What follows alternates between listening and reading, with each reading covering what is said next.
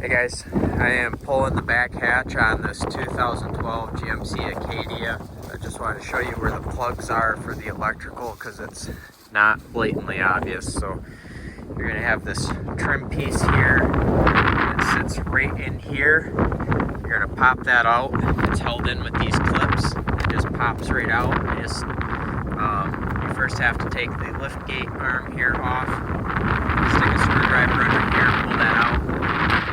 Pop this panel out, and then all the plugs are wired up through here, and they're all right in here. You can pull them out, unplug them. This one right here runs over here to this cable right here, and you unplug it right there. So it's all hidden right in here, so you don't need to pull all this stuff out. So hopefully this helps some people with the plugs on the back lift gate.